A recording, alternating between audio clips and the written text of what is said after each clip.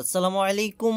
Hello বন্ধুরা, সবাই কেমন আছেন? তো বন্ধুরা, আজকের ভিডিওতে আমি আপনাদেরকে জানাবো স্যামসং এল 255 বাটন ফোনের বর্তমান প্রাইস কত এবং কোথা থেকে আপনারা এই ফোনটি কিনবেন সেটাও জানাবো।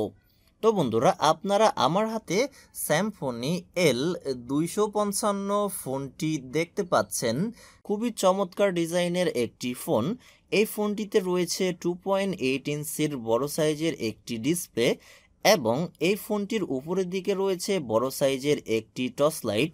এই ফোনটিতে রয়েছে 2500 মিলিঅ্যাম্পিয়ারের বড় সাইজের একটি ব্যাটারি এবং এই ফোনটিতে আপনারা একসাথে দুটি সিম ব্যবহার করতে পারবেন এবং একটি মেমোরি কার্ড ব্যবহার করতে পারবেন।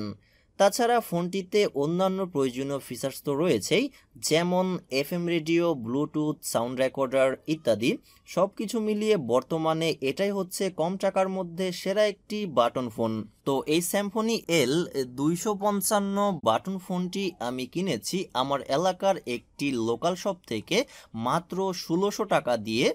তো বর্তমানে এই ফোনটি আপনারা 1500 থেকে 1600 টাকার মধ্যেই কিনতে পারবেন। তো আপনারা এই ফোনটি আপনার এলাকার যে কোনো লোকাল শপ অথবা স্যামসংয়ের যে রিটেইলার শপ আছে তাদের কাছ থেকে কিনতে পারবেন।